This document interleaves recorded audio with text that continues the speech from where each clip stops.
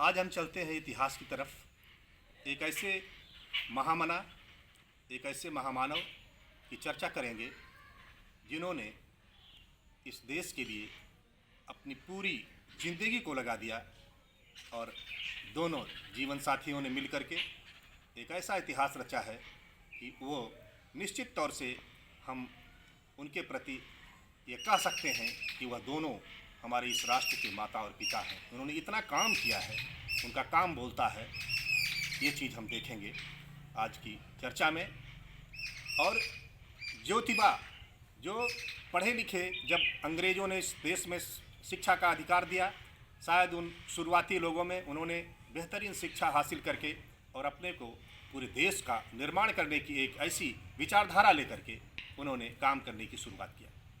उनके जीवन की एक घटना प्रसंग आता है जो ये दर्शाता है कि जातिवाद की भयानक विभीषिका कितनी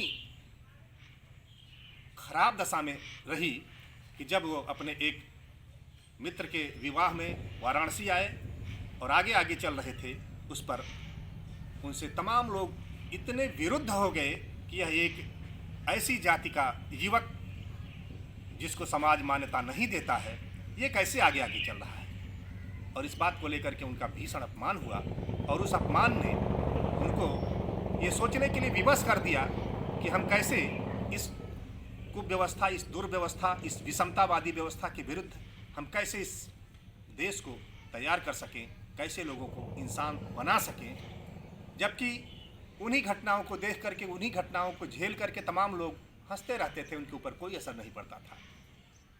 तो हम कैसे, हमारे अंदर यह बोध हो कि हमको गुलाम या मानसिक गुलाम की जो कैटेगरी दी गई है, कैसे हम इससे ऊपर उठें। अगर ये सोच नहीं पैदा होगी, हम खुद नहीं महसूस करेंगे, तो हम उसी तरह से भुगतते रहेंगे और कभी भी हम आगे नहीं बढ़ सकते। तो आइए इस कविता में देखते हैं। हो न हो हम ज्योतिबा का वह मिशन जिंदा रहे। हो न हो हम ज्योतिबा का वह मिशन जिंदा रहे, अब नहीं ज़्यादा दिनों तक देश शर्मिंदा रहे। ज्योतिबा का मिशन क्या था?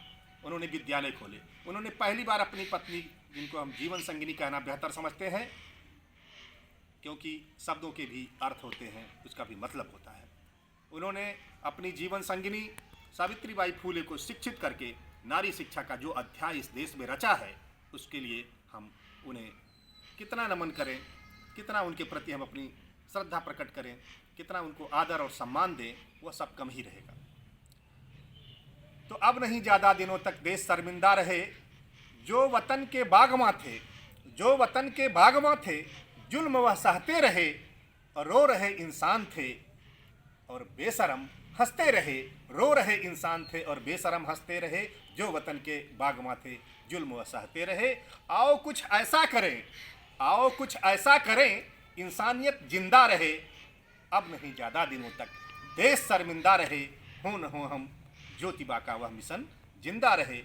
जो किसी की हार को, जो किसी की हार को त्योहार अपना जानता, जो किसी की हार को त्योहार अपना जानता, दूसरों की मौत को ही जश्न अपनी मानता।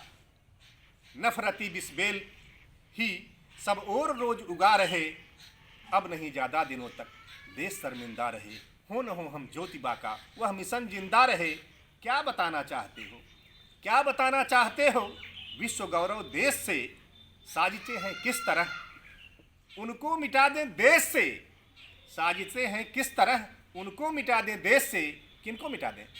साजिशें हैं इस तरह, उनको मिटा दें देश से, जो इसी भूभाग के, जो इसी भूभाग के ही मूल बासिंदा रहे। हो न हो हम ज्योतिबा का वह मिशन जिंदा रहे। अब नहीं ज़्यादा दिनों तक देश शर्मिंदा रहे। फूले साहू बाबा साहब, फूले साहू बाबा साहब से मिली जो दृष्टि है, फूले साहू बाबा साहब से मिली जो दृष्टि है, एक नूतन विश्व की करनी हमें अब सृष्टि है। प्यार की तारीफ हो, प्यार की तारीफ, नफरत की सदा निंदा रहे।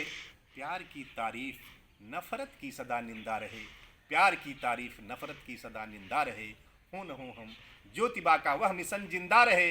अब नहीं ज़्यादा दिनों तक देश शर्मिंदा रहे। और ज्योतिबा के मिशन में आज के 150 साल पहले वो सारी चीज़ें शामिल थीं। शिक्षा का अधिकार, सती प्रथा का विरोध, पुनर्विवाह, विधवा पुनर्विवाह और ऐसे भ्रूण हत्याएं जो समाज में होती हैं उनके लिए उन्होंने पालना गृह स्थापित करके जो कीर्तिमान बनाया है। आज हम पूरे देश से, पूरे समाज से और ख़ास तौर से सारी की सारी हमारी जो बहनें हैं, माताएं हैं, नारी वर्ग से यह गुजारिश करते हैं, अपील करते हैं कि हम पूरे समाज और सरकार की तरफ से एक आवाज़ उठाएं कि हमारे इस देश के भारत रत्न को संयुक्त रूप से ज्योतिबा और राष्ट्रपिता ज्योतिबा फूले और राष्ट्रमाता सावित्रीबाई फूले को भारत रत्न का सम्मान अविलंब दिया जाए। इसमें बहुत अधिक विलंब हो रहा है क्योंकि उनका जो योगदान है शिक्षा, प्रथम शिक्षिका के रूप में और राष्ट्रपिता के रूप में उन्होंने जो योगदान किया, अपना सर्वस्व अब समर्पित करके अपना संतान भी नहीं पैदा किया और एक बच्चे को पाल करके यशवंत राव को जो इतिहास बनाया है, हमें ज़रूरत है कि हम उनके बारे में अध्ययन करें, पढ़ें। क्योंकि अभी भी पढ़े लिखे लोगों से सवाल करिए तो ज्योतिबा फूले और सावित्रीबाई फूले या ये सवाल किया जाए कि भारत की प्रथम महिला शिक्षिका कौन है तो लोग जवाब नहीं दे पाते। यह शर्मनाक बात है। बहुत बहुत धन्यवाद।